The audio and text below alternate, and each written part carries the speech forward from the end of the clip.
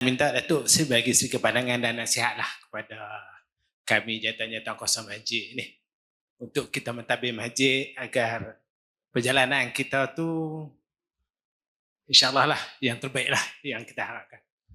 Okey. Kita pihak masjid tadi Melihat sebut mengenai jawatan-jawatan, pelaksanaan jawatan-jawatan dalam masjid.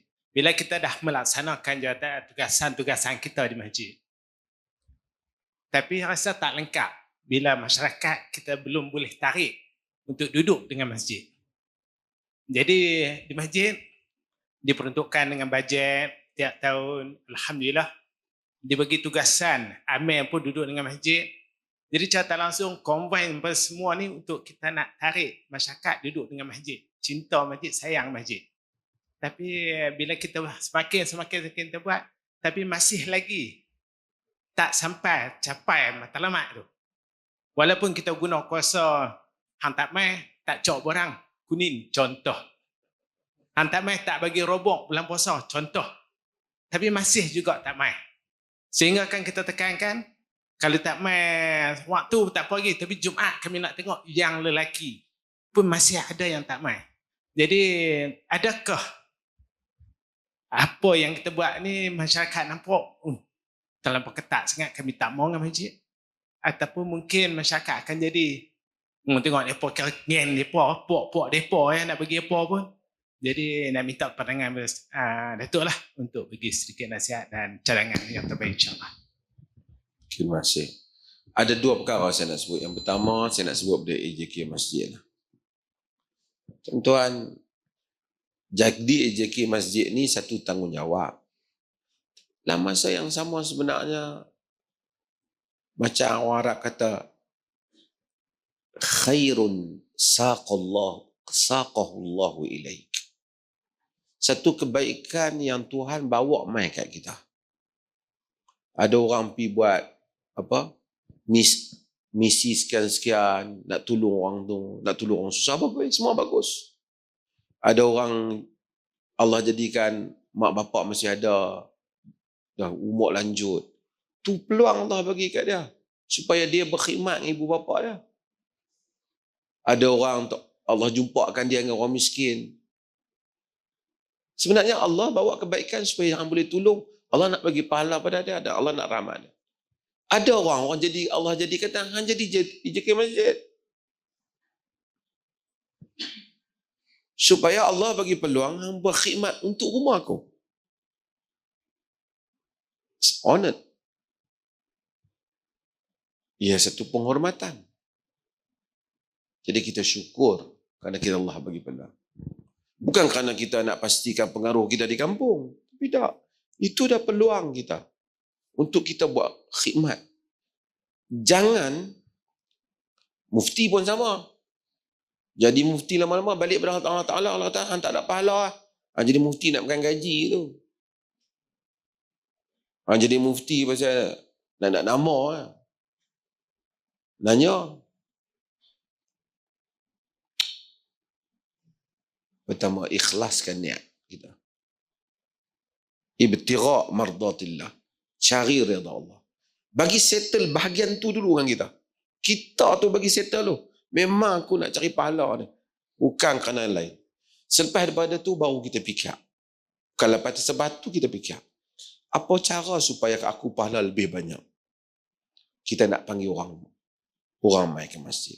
Masjid ni macam-macam. Sebaik tempat tak sama. Ada tempat Allah takdirkan orang baik-baik. AJK tak terang mana buat kempen pun penuh masjid. Ada tempat, ya Allah, susah orang kampung tu.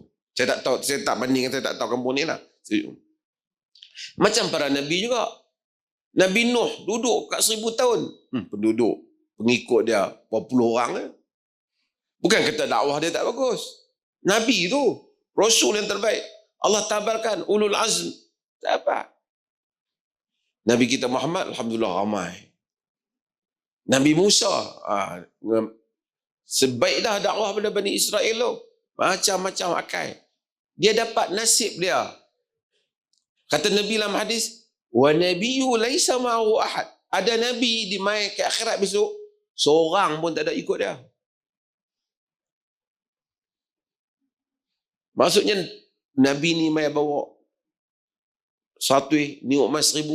Wa nabiyyun laisa ma'ahu ahad. Ada Nabi, siapa pun tak ada dengan dia. Bukan kata dia dakwah tak bagus. Pasal apa? Nasib yang dia dapat bukan nasib dah. Allah takdirkan macam tu pengikut dia zaman. Macam tu lah. Ada setengah orang, Allah, tuan-tuan, Tuhan bagi rahmat kita ni. Tuan-tuan jangan tinggal solat subuh berjemaah. Jangan tinggal solat subuh berjemaah. Di mana? Allah akan bagi rahmat. Siapa yang melazimi solat subuh berjemaah, dia akan tahu. Dan orang yang saya pergi, baru ni saya pergi China, di Guangzhou. Sebelum tu saya pergi Shanghai. Daripada hotel saya nak pergi tu, nak cari masjid, susah. Dia buka pun China, tuan-tuan tahu. 45 minit pagi-pagi, pergi 45 minit balik, kena bayar teksi. Pergi naik teksi lebih kurang kat 6-70 ringgit. Lepas balik kat 100 lebih. Tapi tak apalah, duk kira 5 hari, kalau tidak tak sembahyang subuh masjid. Tapi nak cari orang yang sembahyang subuh di masjid ni, Allah Ta'ala pilih betul-betul kita fikir. Fulan. Tanya kadang-kadang main daripada negara ni, main daripada negara ni. Penduduk tempatan tu sendiri adalah 2-3 orang. Hak lain orang lain. Yang kadang-kadang main singgah negara mereka, cari masjid, jumpa. Orang hak duduk tempatan tu pun tanya masjid, kadang-kadang Muslim, tak jumpa dah.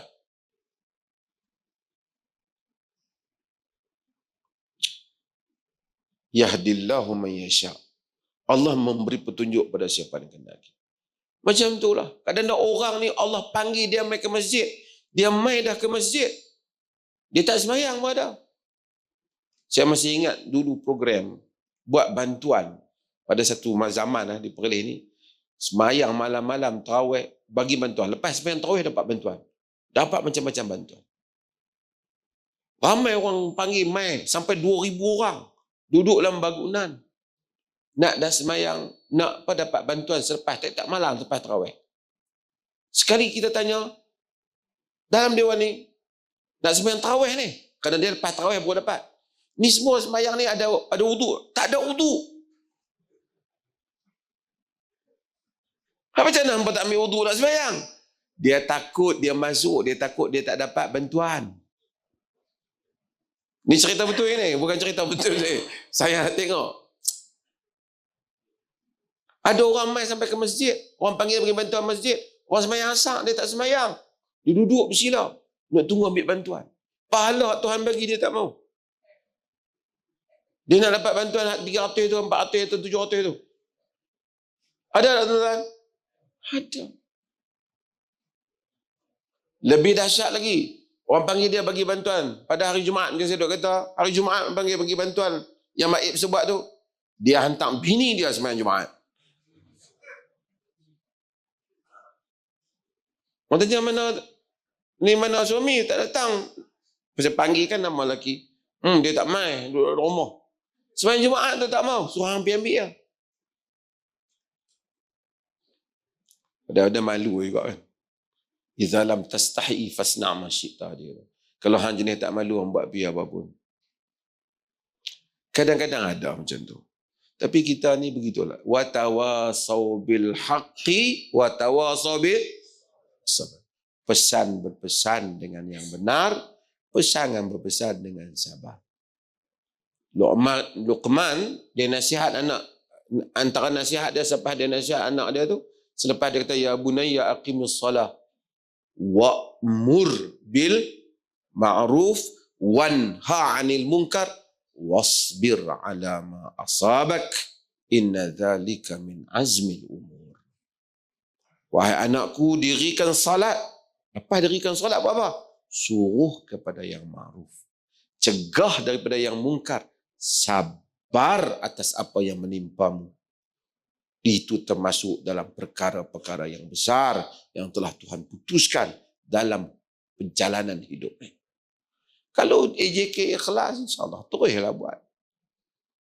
Tapi kena sabarlah dalam dakwah ni. Kena pujuk supaya ramai, kalau boleh kita pujuk. Tapi Mereka tak mau juga. Memang ada lah. Ada tempat jenis tak mau. Sembang kemas sebagai tuan-tuan macam orang, bukan semua saya buat. Orang yang miskin sebahagiannya. Miskin. Ada yang dia miskin kerana keluarga dia lahir. Tak apa. Ada yang dia susah kerana dia dah tak sihat, tak boleh kerja. Tapi yang badan sihat ni, tak mau kerja. Walaupun dia tengok anak orang lain baju elok, naik kereta elok, dia tengok dengan mata dia. Dia duduk pemalas macam tu.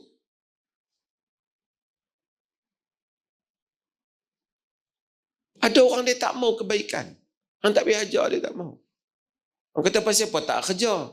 Sekali kalau kerja, dia pun tak bagi bantuan pula. Dia boleh kata macam tu. Dia takut bila dia kerja, dia ada gaji, jadi orang tak bagi dia bantuan. Tuan-tuan tahu tak? Allah cerita manusia ni. Tuhan bagi jadi syukur alhamdulillahilladzi afani mimma ibtalaka bih. Supaya Tuhan, segala puji Tuhan, selamat kita daripada apa yang Tuhan uji kadang-kadang sebagai orang.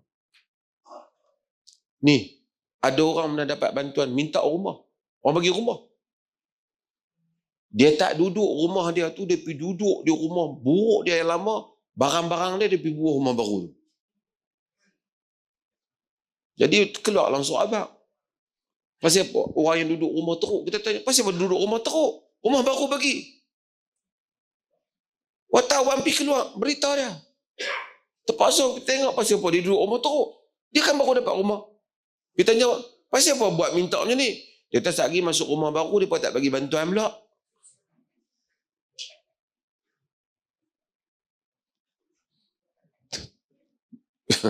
Manusia alam dunia ni. Syukur di atas hidayah agama, atas hidayah Islam. Kita main masjid. Kalau satu orang tu subuh boleh berusaha mari masjid cari pahala. Mudah-mudahan kita minta supaya Allah ihdinas siratal mustaqim. Minta Allah tunjuk kita jalan yang lurus. Bukan solat saja. Duk solat dah. Jalan yang lurus tu masuk macam-macam. Siapa ni? Jalan siapa ni? Jalan mufti ke? Jalan ustaz ke? Tak. Siratal ladzina an'amta alaihim. Jalan orang yang Tuhan beri kurnia pada mereka. Anbiya, syuhada, salihin.